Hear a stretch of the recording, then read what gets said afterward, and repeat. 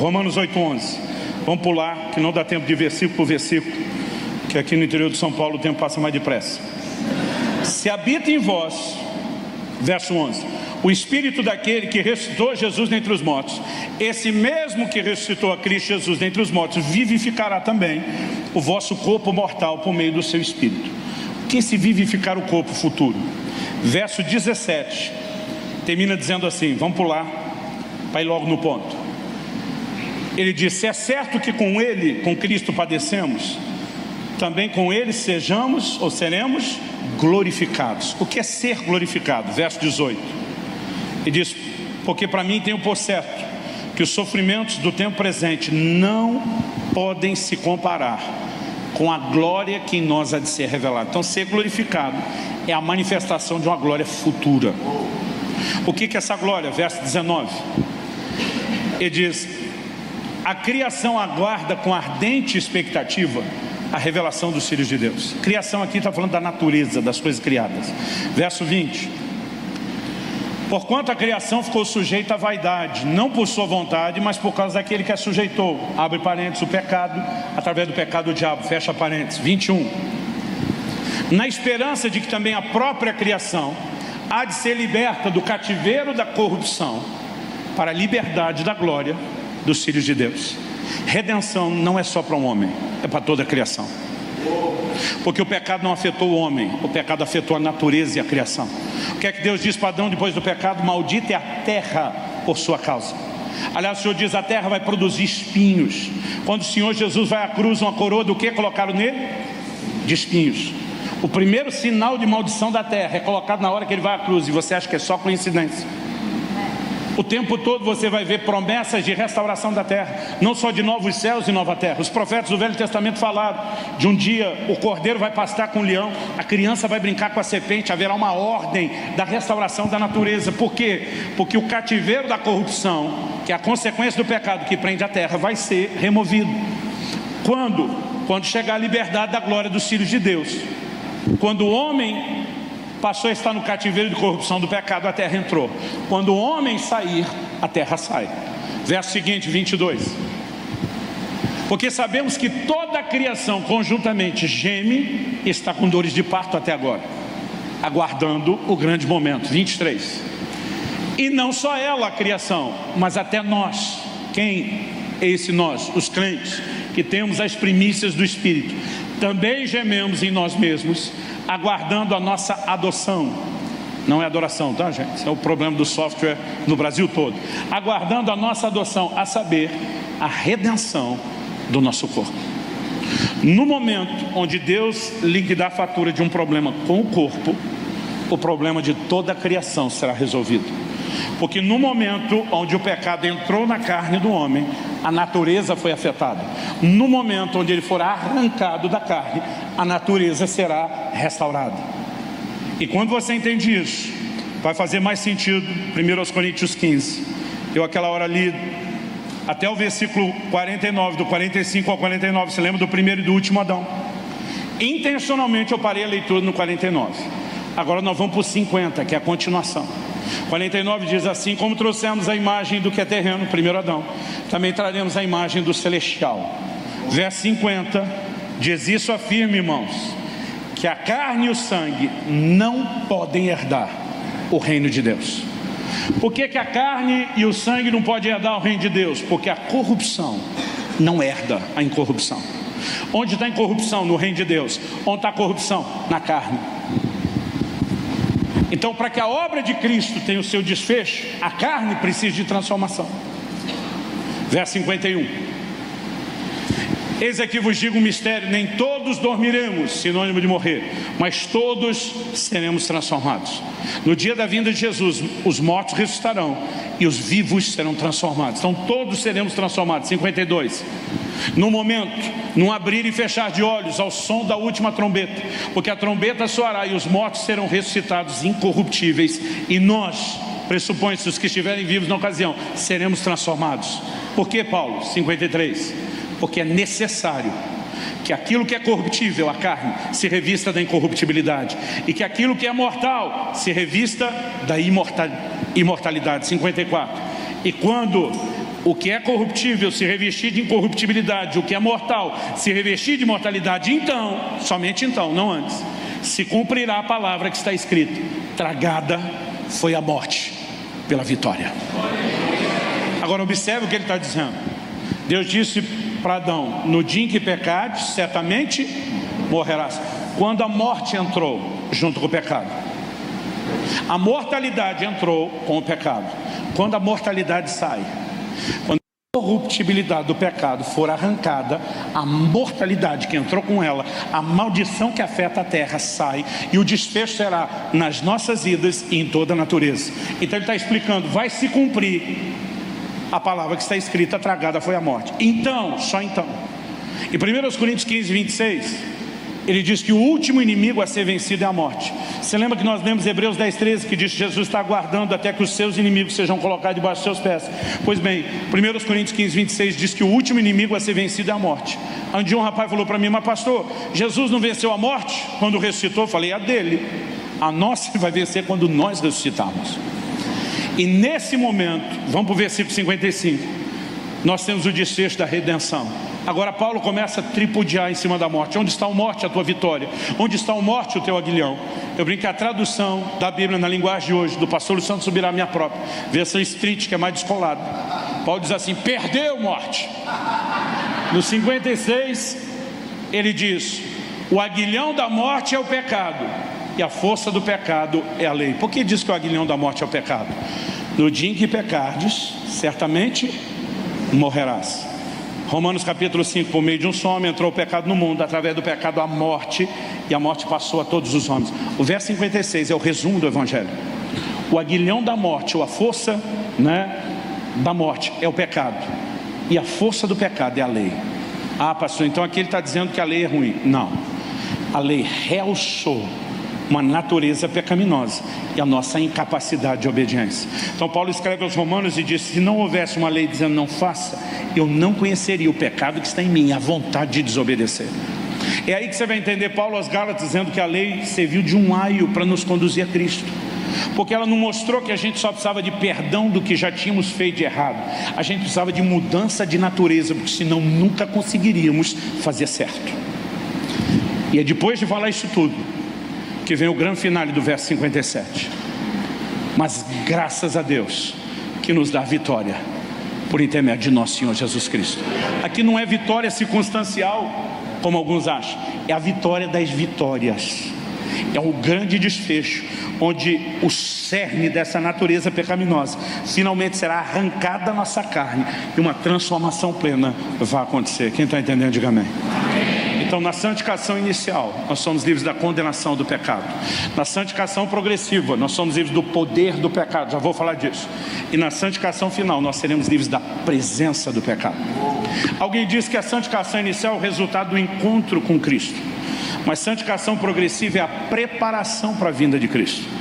1 Tessalonicenses 5:23 diz: e o Deus da paz vos santifique completamente. Ele diz: e o vosso espírito, e alma, e corpo sejam guardados irrepreensíveis para a vinda de nosso Senhor.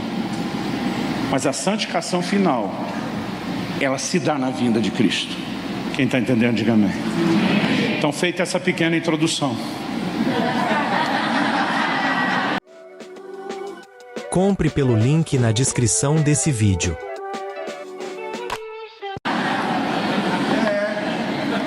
nós vamos para a aplicação prática. Deixa eu explicar para não te assustar, porque eu sempre faço esse charme na hora que eu vou beber água. É a introdução ao livro que você ganhou. Nós resumimos aqui os primeiros 5 de 20 capítulos, mas não é a introdução à noite. Aqui nós já estamos com pelo menos 80% rodado. Você tem mais uns minutinhos? Eu gosto de gente prática. Um dia um rapaz chegou para mim e ouviu falar disso, falou: pastor, vamos resumir a coisa. Santificação inicial já aconteceu o dia que eu me converti, certo? Falei: certo. Foi santificação final, só acontece quando Jesus voltar, certo? Falei: certo. Ele falou: basicamente, o que sobrou para eu me preocupar então é santificação progressiva. Falei: por aí. Ele olhou para mim e falou: resuma santificação progressiva. Falei: tudo que eu falei até agora era só um resumo. Ele falou: não. O resumo da resenha do resumo. Ele disse: o senhor resumiu santificação inicial com uma palavra. O Senhor disse que é conversão. O Senhor resumiu santificação final com uma palavra, é glorificação. E diz, me dê uma palavra para resumir santificação progressiva.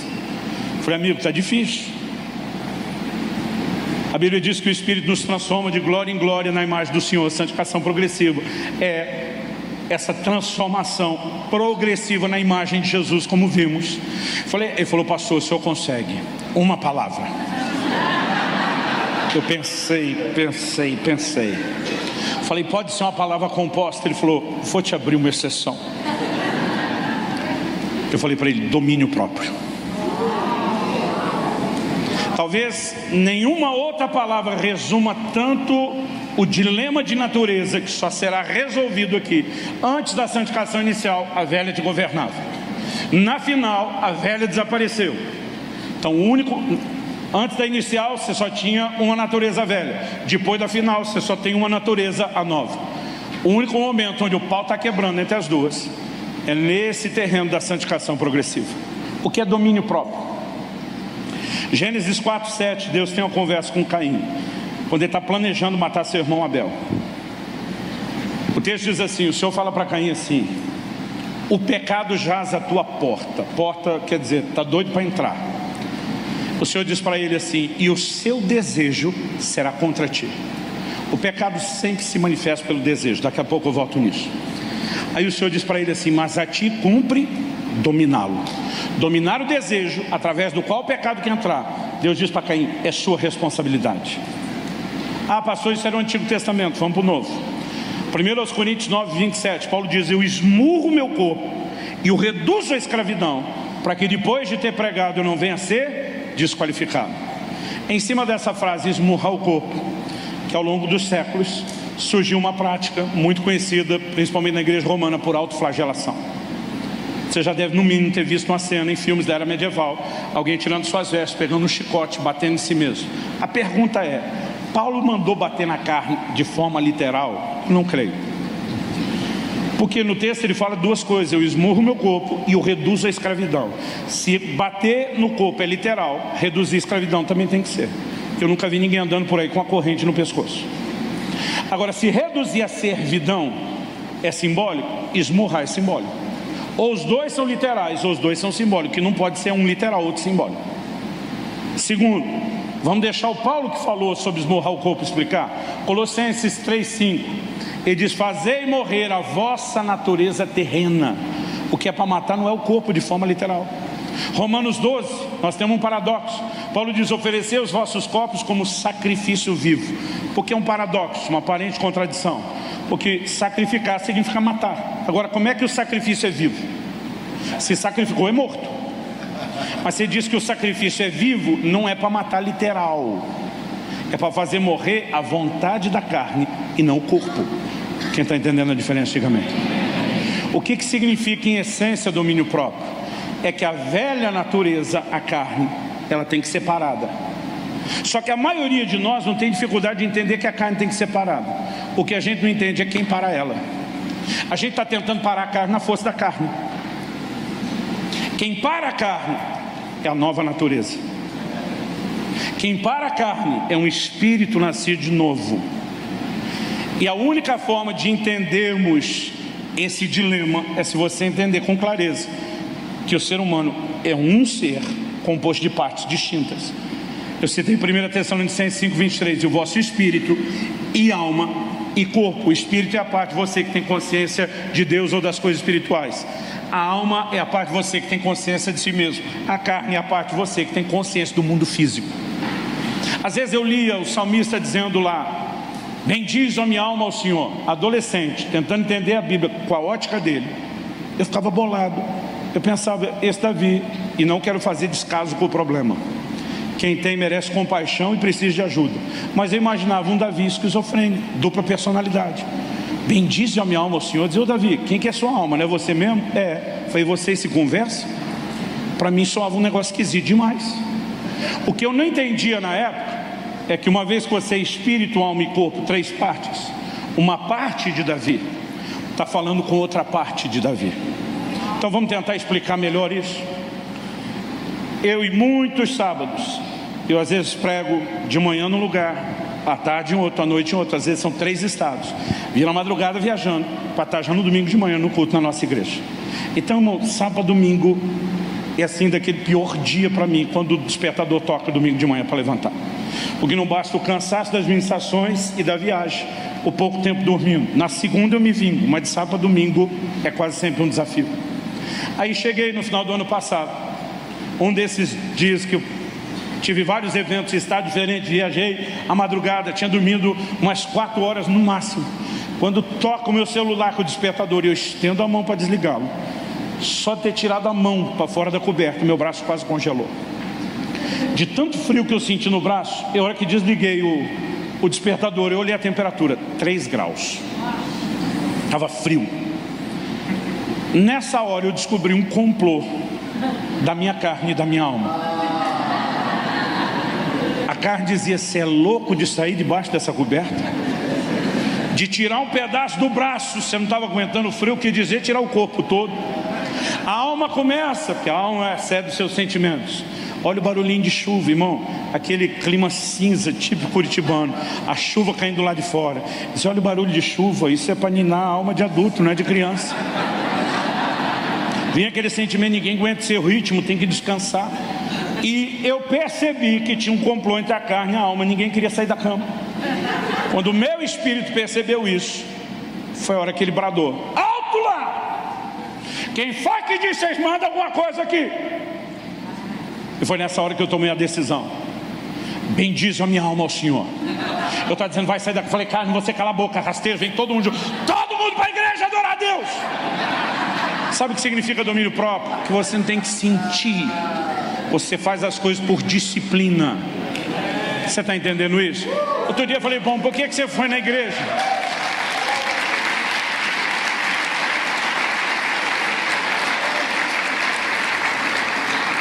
A ovelha já estava capenga, espiritualmente falando. Falei: por que tu não foi na igreja domingo? Não senti de ir. Falei: tu acha que eu estou lá todo domingo porque eu sinto? Falei: eu não abro a boca para reclamar, mas minha mulher conhece minha cara. Pergunta para ela qual é a média dos domingos que eu estou empolgado para ir, dos que não, principalmente domingo de manhã. Esse rapaz olhou e falou: pastor, o senhor não sente vontade de orar todo dia? Falei: claro que não. O senhor não sente vontade de ler a Bíblia todo dia? Falei: claro que não. Ué, então o senhor não lê? Falei: não falei isso. Eu não preciso sentir vontade, eu faço porque eu tenho que fazer. Isso se chama disciplina espiritual. Agora, sabe qual é o problema? Tem uma molecada confundindo as coisas. Quando você começa a falar das disciplinas espirituais, envolve vida de oração, meditação na palavra, devocional, adoração, jejum. Eles começam a te criticar dizendo: evangelho do mérito. Outro dia um falou para mim: parece que você está querendo merecer algo. Eu falei: você está maluco? A definição bíblica de graça é favor imerecido. Não tem nada que eu possa fazer que vai me tornar merecedor. Ele olhou para mim com a cara assim, de quase que me chama de idiota. Falei: então por que você se dedica tanto? Falei: porque ele merece, cabeção. Não é porque a minha dedicação não me fará merecedor que o meu Salvador não merece o melhor de mim. São duas coisas completamente distintas. É sério, tem hora que dá vontade de olhar bem no olho de um e dizer: alô? Gente, um rapaz outro dia falou para mim: é que o senhor ainda não teve a revelação do amor incondicional. Falei: me elucide. Ele olhou para mim e falou: nada que você fizer de bom vai fazer Deus te amar mais, e nada que você fizer de ruim vai fazer Deus te amar menos. Falei: essa é a grande revelação. Ensinei isso para o meu filho quando ele tinha 11 anos de idade, e não estava nem falando de Deus, estava falando de mim. O menino chegou da escola, não conseguia manter contato visual, baixava os olhos, não conseguia falar porque a voz, as mãos e as pernas estavam trêmulas. Naquela época do bimestre, que é para trazer boletim escolar para casa. Não precisava de revelação. Falei: por acaso você tem um boletim com nota vermelha aí dentro? Deus te mostrou, pai. Falei: não, criatura, você mesmo. A psicologia chama isso de linguagem corporal, não tem revelação aqui não. Mas eu tentava conversar com Israel, eu não conseguia. Estava com medo de mim. Eu falei: para tudo, piá. Eu falei: olha para mim, olha no meu olho. Ele olhava, abaixava e dizia: olha, fica aqui, segura aqui. A hora que ele conseguiu segurar o olho, eu falei, eu amo você. Ele falou, eu sei. Eu falei, você sabe, mas não entende. Eu falei, um dia talvez você vai entender, mas preste atenção que eu vou tentar te explicar. Eu falei para ele, eu não te amo pela sua performance. Eu não te amo pelo que você faz. Eu te amo pelo que você é. Você é meu filho, Piá. Acabou. Olha eu com o Piá de novo. São Paulo, mente paulista. Eu falei, eu te amo, guri. Não, guri é Rio Grande do Sul. Eu te amo, garoto. Menino, como é que é mesmo aqui, gente? Me criei aqui, já não lembro. Eu te amo, menino. Não pelo que você faz. Eu te amo pelo que você é. Olhei para ele e falei, nada que você fizer de bom vai fazer eu te amar mais. Nada que você fizer de ruim vai fazer eu te amar menos. Meu amor por você é incondicional.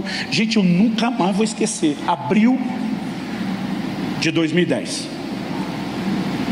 Poxa, já no primeiro bimestre. O boletim escolar. Então foi isso mesmo.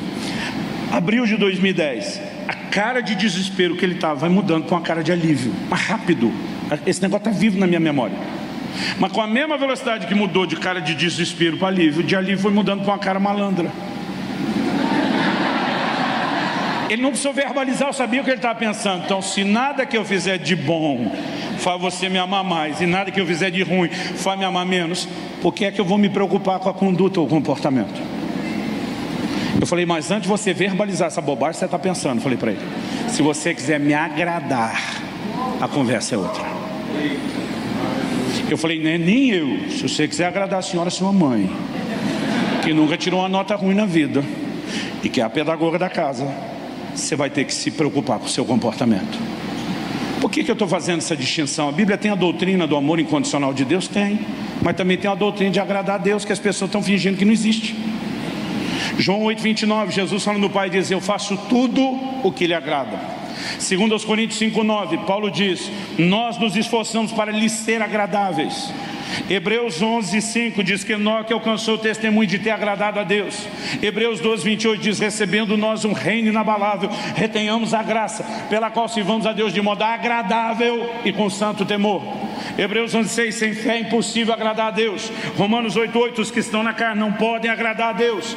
1 Tessalonicenses 4,1, finalmente, irmãos, como vos exortamos no Senhor e agora testificamos a respeito da forma como vocês devem andar e agradar a Deus. Está lá o tempo todo na Bíblia. Então, a doutrina do amor incondicional de Deus fala do valor que nós temos para Ele. Mas a doutrina de agradar a Deus fala do valor que Ele tem para nós. São coisas completamente distintas. Eu não preciso fazer nada para ter valor para Ele. Meu valor independe do que eu faço. Mas o que eu faço ou como eu me comporto demonstra o valor que Ele tem para mim e o lugar de importância que Ele tem na minha vida. Quem está entendendo, diga amém. Mas a teologia de um versículo, de uma página só da Bíblia está trazendo problema. Porque quando as pessoas começam a pregar meias verdades, eu repito, elas estão pregando meias mentiras. Então, o que são as disciplinas espirituais? Não é algo que a gente faz para merecer nada. Mas lembra que eu falei que Paulo colocou a gente aqui e diz, a inclinação para a carne, morte. O pendor para o espírito, vida. Então, para onde você inclina ou pende, determina quem vai estar no controle. Vamos explicar isso um pouquinho melhor. Em Mateus, no Evangelho de Mateus, no capítulo 26, lá a partir do versículo 39, Jesus chama os discípulos para orar e por 3 vezes eles dormem. Eles não conseguem orar com Jesus no Getsemane. Você lembra disso? Jesus diz assim, o espírito na verdade está pronto, mas a carne é fraca. Em 26 anos de ministério pastoral, pouquinho mais já está fazendo, eu não sei te dizer quantas confissões de pecado eu ouvi nesses anos. São milhares e milhares e milhares e milhares. Quase sempre que um crente vai confessar que tropeçou, que fez algo errado, ele normalmente começa preparando a notícia, tipo o gato subiu no telhado. Dos que vão preparar a notícia, que já é a maioria vem com o mesmo versículo. E às vezes o cara vem estilo pregador. Já dizia a Sagrada Escritura, a carne é fraca. Aí eu olho para uns e digo, mas no seu caso parece que ela é forte. Que isso, pastor? Digo, ela está ganhando todas. Por que você vai chamar de fraca? Eu falo, não, Jesus chamou ela de fraca. Eu falei, não tinha nada a ver com o que você está falando. Os discípulos não conseguem orar, buscar Deus. Jesus diz, o Espírito na verdade está pronto. Pronto para quê? Para buscar Deus. Mas a carne é fraca. elas se indispõem para buscar Deus, por isso eles estão dormindo. Gente, algo que nós precisamos entender: a carne sabe que as disciplinas espirituais, incluindo a oração, significa morte para ela, e ela vai ativar um instinto de sobrevivência. Aí você acha que os discípulos dormiram só de cansado? Vamos dar um exemplo aqui. A maioria, se não for todo mundo, a grande maioria aqui, sabe o que é passar não uma, mas algumas noites em claro. Não vou nem falar diante da conversão, as baladas e as festanças. Vamos pensar na diversão do crente. Não vamos nem mexer no passado. É gente que vira à noite assistindo filme ou maratona de seriado, a nova geração jogando videogame. Tem todo tipo de motivo. Gente, eu já virei muita noite trabalhando, viajando, escrevendo, mas não posso dizer que a maioria foi pelo nobre motivo do trabalho. Eu sou desses notívagos, troco a noite pelo dia fácil. Então não importa se é para trabalhar ou para divertir. Já fiz isso várias vezes. Agora, tem gente que é para assistir jogo, luta do outro lado do mundo, de madrugada, não sei. Tem gente que tem todo tipo de gosto. Um dia uma senhora da igreja falou: pastor, eu não posso saber de um velório que eu vou lá passar a noite conversando. É sério, a mulher falou assim: não preciso nem saber quem morreu ou é a família do morto, só achar um lugar para passar a noite conversando. Eu falei: meu Deus, tem gosto para tudo. Mas o ponto não é esse. O ponto é, a maioria de nós já gastou noites em claro. Aí o pastor Mirko vem anunciar aqui: gente, já tal, nós vamos ter a vigília de oração. O crente diz: não consigo orar porque eu durmo. Eu tenho vontade de dizer: miserável, por resto fica acordado, e na hora de orar tem sono. Tem, ele não está mentindo. Um dia desse encontrei um senhor de uma outra cidade que eu preguei. Ele falou: pastor, sofri por anos de insônia. Ele falou: uma insônia que o senhor não tem noção. Não tinha faixa preta, remédio de faixa preta que me fazia dormir, até que eu descobri o santo remédio. Eu acho legal quando vocês riem na primeira, porque eu não entendi o santo remédio, não entendi o jogo de palavras na hora. Eu falei: qual é o santo remédio? Ele falou: o santo remédio. Eu falei: continuo não entendendo. Ele falou: pastor, é começar a ler a Bíblia e orar, durmo que nem uma criancinha. Eu olhei para a esposa dele achando que estava brincando. Ela disse: é verdade. Irmão, vai falar sério, nem faixa preta fazia o abençoado dormir, mas ler a Bíblia e orar faz.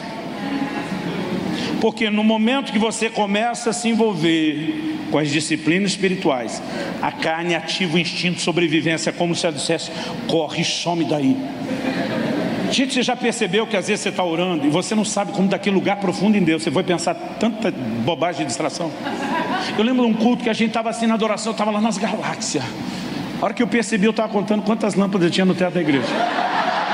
E tem gente que está rindo de si mesmo agora. Mais gente tem o toque. Como que você vai de uma experiência profunda a tamanha distração? Há uma guerra contínua. A carne milita contra o espírito milita contra a carne. A Bíblia diz para que vocês não façam aquilo que querem. Um está lutando contra a vontade do outro. Então o que eu e você precisamos entender? Que disciplinas espirituais nos tornam mais conscientes da realidade espiritual. Então, se você orar mais, você não é mais merecedor de bênção do que o crente que não ora, mas você é mais consciente da nova natureza, da nova realidade do que aquele que não ora. Aí outro dia um rapaz falou para mim: me dê um bom motivo para jejuar. Eu falei: como assim? Jesus jejuou, falei para ele. Aí você sabe que o cabeção falou: Jesus estava debaixo da velha aliança. Eu falei: ok, vamos imaginar que essa bobagem que você está falando seja verdade. Então o que Jesus fez não é exemplo para nós seguir. Mas vamos pensar no que Jesus falou. Perguntaram para ele: por que os discípulos de João Batista e dos fariseus jejuavam e o dele não? O que é que Jesus respondeu? E diz: eles não podem jejuar quando o noivo está presente, mas chegarão os dias em que o noivo será tirado, então jejuarão. Falei: o que é o noivo ser tirado? Não é a definição da morte, ressurreição, assunção do Senhor Jesus até que ele volte? Ele disse: é. Falei: então ele disse que é nesse tempo que nós jejuaríamos, ou seja, na nova aliança. Conversa essa que o jejum não é para hoje. Eu estou percebendo assim um grupo de pessoas tentando promover o evangelho do mínimo esforço. Dallas Willard diz: graça é ausência de mérito, não de esforço. São duas coisas completamente distintas. O nosso esforço não é para merecer, mas é uma retribuição a quem nos deu o favor imerecido. E ele tem os seus benefícios, gente. Então, Eu mencionei quando eu lancei o livro do Impacto da Santidade, Deus me guiou, não estou dizendo que ninguém tem que fazer isso. É o maior jejum que eu tinha feito na minha vida até então. Eu fiz 40 dias de jejum na água, direto a fio. Nesses 40 dias, Kelly nunca orou tanto por mim, como nesses 40 dias. E quando Deus falou comigo, eu tinha me programado para fazer isso no fim do ano. Deus falou comigo no final de agosto e disse, fim de semana que vem você começa. Eu tomei um susto, começa o quê? O jejum. Falei, Deus, olha a minha agenda, em 40 dias eu preguei 46 vezes. Falei, não é hora de jejuar. Eu programei o fim do ano para parar, ficar quieto, fazer isso. E disse, fim de semana que vem você começa. E eu pensei, falei, bom, seja o que Deus quiser. Jejum prolongado, irmão, você não deve fazer na louca, sem direção de Deus. E eu, todas as vezes fiz algo desse gênero, fiz com acompanhamento médico, antes, durante e depois. Mas quando Deus mandou, eu entrei. Esse jejum me gerou uma crise, você não tem noção. Qual a crise, pastor Luciano? O meu temperamento é um colérico. Explicando para quem não entende, barraqueiro por natureza. Aquele que o sangue ferve, que o pavio é curto, que tem que lutar para não me irritar, para não ficar estourado. Pastor, é possível vencer, mas é uma guerra contínua. Só que durante 40 dias, nada me irritava.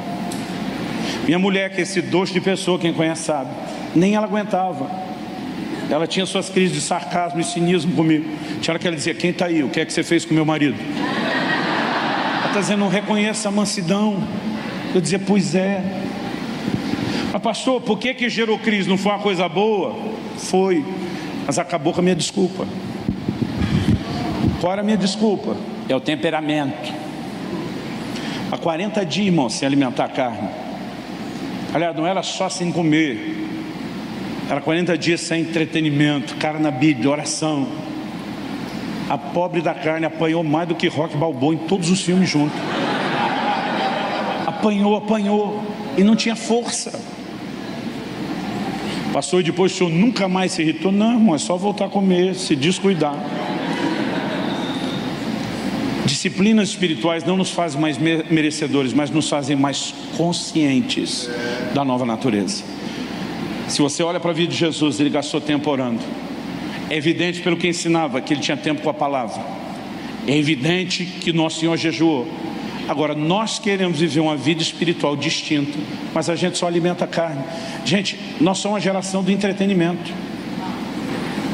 Quando eu era adolescente, porque trabalhava, estudava, tinha programas familiares de envolvimento com a igreja. A gente, quando conseguia ver um filme por semana, já era assim, esbanjou. Porque não era toda semana que dava para assistir um filme. Mas quando ia, fosse no cinema ou pegasse na locadora, juntava os amigos, via um filme, para nós era o porre de entretenimento. Hoje as pessoas vêem filme seriado todo dia. A maioria não consegue parar num episódio. A gente vai tomando um porre de entretenimento. Agora, não estou dizendo que você não pode. Eu gosto. Mas olha a descompensação. A maior parte das coisas que nos entretém e nos diverte tem valores contrários aos da palavra de Deus. Aí nós estamos aqui na igreja tentando ensinar os casais a importância da fidelidade à aliança, do casamento monogâmico, a importância de não dar brecha no seu casamento. Mas na diversão nós estamos torcendo para o marido largar a rabugenta da esposa e ficar com a amante. É isso que nos entretém. Aqui a gente ensina a importância de falar a verdade. Lá a gente está se divertindo com a mentira. A gente reúne na igreja, vamos orar por justiça na nação, e a gente está clamando por justiça contra a corrupção. Mas na hora do filme ou do seriado você está torcendo para o ladrão fugir da polícia. E a gente não vai percebendo quão contraditório é alimentar esses desejos da carne o tempo todo, mas não alimentar a nova natureza. Aí o que eu não entendo é que alguns pregadores de graça estão dizendo que se você chamar o povo a alimentar a consciência espiritual é religiosidade, mas tomar um porre das coisas que fortalecem a carne é normal. Aí você olha e diz, e por que tem essa vidinha medíocre espiritual? Que não reflete Jesus. Porque nós não estamos fazendo aquilo que deveríamos. Eu não vim aqui te apontar o dedo. Eu não vim jogar pedra em você. Mas se eu falar para você que eu não tomei 3 horas do seu tempo para tentar chocar você, seria mentira. Falando nisso, está quase acabando. Quem me dá mais 10 minutos? 10, 20, 30, 40. Essa sempre funciona. É velha, mas funciona. Então vamos terminar aqui. Normalmente, as primeiras vezes que eu pegava um voo, o piloto anunciava assim: entramos em procedimento de descida. Você pensa que o aeroporto está ali, ó. Às vezes o voo tem 50 minutos, ele diz que entrou em procedimento de descida aos 25, porque depois do platô vai começar a descer. Depois de um tempão ele vai dizer: fecha a mesinha à sua frente, aperte seu cinto, ajuste o assento da sua cadeira. Aí você pensa: agora vai. Aí depois disso eles ainda vão passar recolhendo lixo e demora. Mas nós já entramos em procedimento de descida. O que de prático nós precisamos entender quando falamos de domínio próprio? Domínio próprio não é só parar a carne. A pergunta é: quem para a carne? Nós falamos que tem que ser a nova natureza. E para isso, a nova natureza tem que ser fortalecida. Tem que haver a consciência que é produzida pelas disciplinas espirituais na presença de Deus. Mas além disso, nós precisamos entender que há uma ajuda do alto para vencer o pecado. E é com isso aqui que nós vamos terminar. Primeira carta de Paulo aos Coríntios, no capítulo 10, no versículo 12, diz: aquele que está em pé, cuide para que não caia. Primeira coisa que você temos que entender: vida cristã não é só levantar de um tropeço que já cometemos. É possível não cair. Mais do que só levantar de uma queda. É lógico que a Bíblia diz em 1 João 9: se confessarmos os nossos pecados, Ele é fiel e justo para nos perdoar. Não estamos negando que tem perdão para quem pecou. Mas em 1 João 2:1, logo depois ele diz: amados, essas coisas vos escrevo para que não pequeis. Se contudo, todavia, entretanto, entanto, apesar disso, alguém ainda pecar, temos um advogado junto ao Pai. Mas a ideia é não pecar. Porque tem gente que só consegue conectar graça com pecado cometido. Outro dia eu estava falando de não pecar. Aí o camarada chegou para mim e falou assim: o senhor nunca leu lá na Bíblia que onde abundou o pecado, superabundou a graça? Eu falei: li, mas parece que você não leu o que vem depois. Paulo pergunta: então nós vamos pecar mais para ter mais graça? Ele diz: claro que não. Porque uma coisa é a graça que veio nos buscar quando a gente já estava caído. Nessa fase ela não tem outra coisa a fazer, não ser nos levantar. Mas depois que nos levantou, essa graça que nos levantou nos ensina um comportamento diferente. O texto do Novo Testamento que mais retrata a graça em vez da lei é quando a mulher é pega em flagrante adultério. De acordo com a lei de Moisés, ela tinha que ser apedrejada. A turma veio experimentar Jesus: e aí, Moisés mandou apedrejar, o que o senhor diz? Ele vira para a galera e diz: quem está sem pecado começa. A Bíblia diz dos mais velhos para os mais novos. A turma foi tudo vazando. A Bíblia fala de Jesus escrevendo no chão, na areia. A Bíblia não diz o que ele escreveu, mas eu imagino, com a minha imaginação santificada pelo Espírito Santo, ele escrevendo discórdia, e alguns estão olhando, ira, raiva, maledicência, quase como quem diz: hashtag fica a dica. Provavelmente ele não escreveu adultério, mas o resto, a turma foi sendo, sobrou só Jesus. Jesus tinha pecado? Não. Jesus podia apedrejá-la? Pela lei de Moisés, sim. Ele olha para essa mulher, e aqui nós vemos graça, e diz: nem eu te condeno. Eu poderia, eu escolho te perdoar. Aí sim passou essa graça. Não terminou. Aí Jesus diz: vai e não peques mais. Porque a mesma graça que não te condena pelo pecado já cometido te ensina a não pecar mais.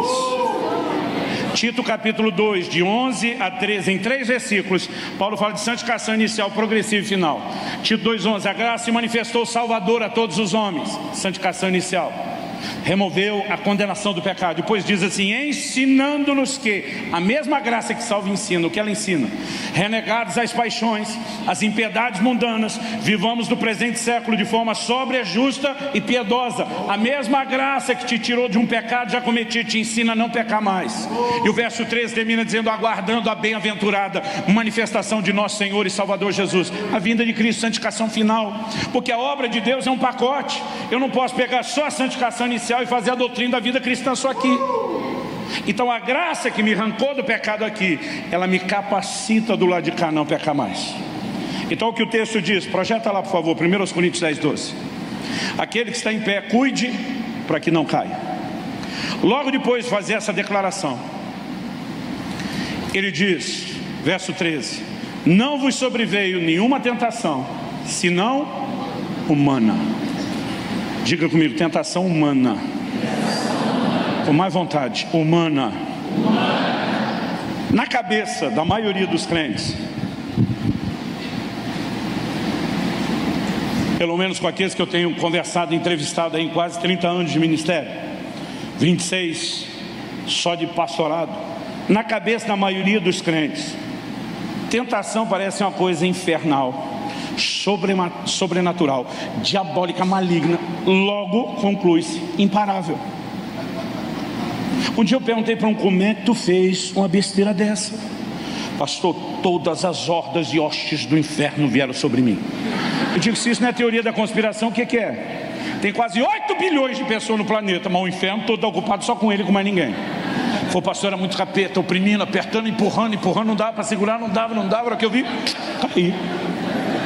Olhei para ele e falei: então tu é praticamente uma vítima, você não tem culpa de nada. Irmão, a Bíblia está dizendo que a tentação é humana. Aí um falou para mim outro dia: não, a Bíblia chama o diabo de tentador. Eu falei: a mesma Bíblia diz em Tiago 1,13 que cada um de vós é tentado quando atraído e enganado pelo próprio desejo. Eu falei: então por que o diabo é chamado de tentador? Eu falei: porque ele pega o cardápio e bota debaixo do seu nariz. Tentação não é uma força externa que entrou para te controlar, é a provocação do que está dentro de você. O provocador, o tentador é externo, a tentação está do lado de dentro. Outro dia um jovem falou para mim: não, pastor, o senhor tem que entender que não é fácil ser crente hoje. Eu falei: por que não? Eu falei: pastor, estava conversando com meu pai, com meu tio, ele disse que a geração de vocês, aí me senti velho pra caramba, que ele falou desse tiozão, foi a geração de vocês. Ele falou: meu pai e meu tio, eles disseram que queria pecar e não conseguia. Eu falei: quero conhecer eles. Eu já conheci gente que não queria pecar e não conseguia e pecava, mas queria pecar e não conseguia.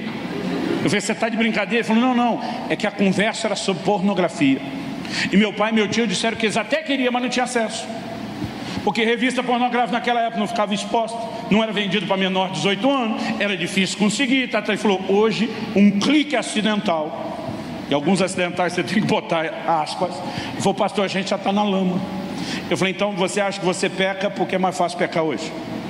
Eu falei: olha aquele povo que saiu do Egito no deserto, que eles tinham de facilidade para pecar, mas os miseráveis pecava com força, porque o pecado tem nada a ver com o que está do lado de fora, ele está do lado de dentro. Isso não tem oportunidade, a gente cria. A Bíblia está dizendo que não veio tentação que não fosse humana. Agora preste atenção: mas fiel é Deus, o qual não deixará que sejais tentados acima do que podeis resistir. Não haverá tentação maior do que a nossa capacidade de dizer não. E se só parasse aqui já era uma boa notícia, mas fica melhor. Antes, outra tradução diz: pelo contrário, juntamente com a tentação, Ele dará o escape. Outra versão diz o livramento, o meio de saída, para que a possais suportar. Então tem crente que, eu costumo dizer, um entendimento errado te leva a uma fé errada te leva ao lugar ou ao resultado errado. Mas o entendimento correto vai te levar a uma fé correta, que vai te levar para o lugar ou o resultado correto. Tem crente com entendimento e fé errada, ele acha que a tentação é sobrenatural. O que se conclui: se a tentação é sobrenatural e a forma de lutar contra ela é natural, eu não tenho como ganhar. Agora o que a Bíblia está dizendo é o contrário: tentação é natural. E deixa eu te dizer o que é sobrenatural, crente. Sobrenatural é o meio de saída, sobrenatural é o escape, sobrenatural é o livramento. É possível viver uma vida onde eu e você subjugamos o pecado em vez de ser subjugado por ele. Judas 24, aquele que é poderoso para nos guardar de tropeçar, não só levantar depois do tropeço. Então o que nós precisamos entender, que a graça é a maior força capacitadora para viver santidade. Deus não espera que você lute contra a carne na força da carne. Ele não apenas espera que você lute contra a carne na força do Espírito, a nova natureza, mas que você entenda a capacitação da graça de Deus. Hebreus capítulo 4, no versículo 14, chama Jesus de o nosso sumo sacerdote. No versículo 15, projeta aí por favor, Hebreus 4,15. Nós nunca estivemos tão perto do fim como agora. Porque não temos um sumo sacerdote que não possa compadecer-se das nossas fraquezas, porém um que, como nós, em tudo foi tentado, mas sem pecado. Depois de no 14 chamar Jesus de o sumo sacerdote, o 15 retrata quem é o sumo sacerdote: alguém que se compadece de nós. Por que ele tem compaixão de mim e de você? Por causa das nossas fraquezas. Por quê? Porque ele mesmo sentiu na pele o que é ser tentado. Ele é um sumo sacerdote cheio de compaixão. Mas o texto não diz só que ele entende a minha e a sua tentação e tem compaixão de nós. O texto diz, mas sem pecado. Significa que ele entende não só o que é ser tentado, mas ele entende o que é vencer a tentação. Isso é importantíssimo antes da gente ler o versículo seguinte. Por quê? Porque tem gente tentando definir graça de uma forma absurda. Agora, hoje em dia, estão tentando retratar um Jesus que é tão compreensivo, que ele anda dizendo por aí que no nosso lugar ele também pecaria. A Bíblia está dizendo sem pecado, que ele não pecou. Gente, isso não é mais equívoco doutrinário. Isso não é só heresia, isso é blasfêmia. Mas esse é o tipo de bobagem que está chegando no ouvido dos nossos adolescentes. Que o entendimento de graça é tudo bem se não der certo. Não, a Bíblia está dizendo que ele entende o que é ser tentado, mas ele entende o que é vencer. E o que ele faz com esse poder de entender o que é vencer? Verso seguinte: cheguemos, pois, confiadamente ao trono da graça. Outro paradoxo, porque trono na Bíblia e na história fala de juízo. Trono era uma cadeira especial, reservada a quem? Reis e governantes. Quando eles usavam ela? Não era para comer o almoço ou a janta. As audiências públicas, para julgamento. Então ele se assenta naquilo, porque desde os povos antigos, a pessoa que ia julgar ficava sentada para mostrar que tinha autoridade.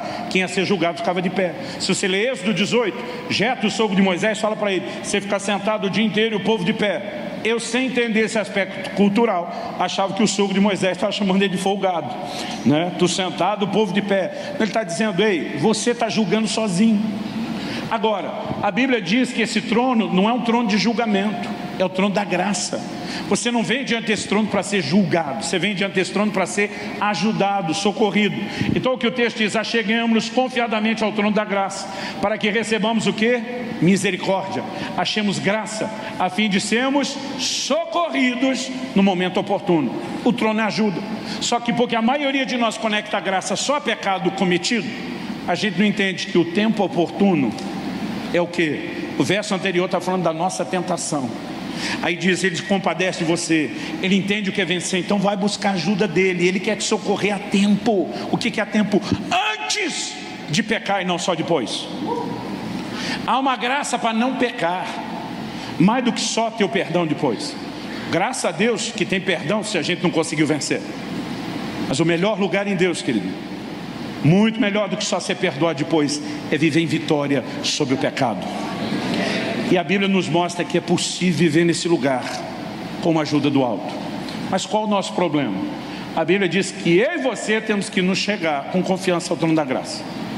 Alguns nem têm fé para acreditar que Deus vai socorrê-lo para ele não pecar, e nem se achega ao trono. A gente na prática quer viver como se o trono fosse imóvel, volante, como se ele corresse atrás da gente. Então a gente espera que o trono da graça fique batendo de porta em porta todo dia. Está precisando de graça hoje para não pecar? Hoje não, volta amanhã. E a gente não vai atrás. Eu vou te provar que a gente não vai atrás. Jesus nos ensinou uma oração modelo. Não há reza, mas é um modelo a ser seguido, que nós apelidamos, a Bíblia não chama assim, apelidamos da oração do Pai Nosso. Nessa oração nós sabemos que é um modelo de oração diária, porque Jesus nos ensina a dizer: o pão nosso de cada dia nos dê hoje. E amanhã você ora outra vez. E quarta, ora de novo. E quinta, ora outra vez. Então nós estamos falando de uma oração diária. Nesse modelo de oração diária, Jesus nos ensinou a dizer: não nos deixe cair em tentação, mas livra-nos do mal ou do maligno. A maioria dos crentes que eu conheço, pergunto, questiono, entrevisto, não ora para não cair em tentação. O que dizer orar todo dia? Então a gente não vai ao trono da graça, onde poderia ser socorrido. Aí porque nós não fomos buscar o socorro, a gente acaba caindo. E aí porque a gente caiu por negligência de buscar o socorro, a gente cria agora a teologia da experiência. Então a gente bota o crente sentado na sarjeta da vida, choramingando.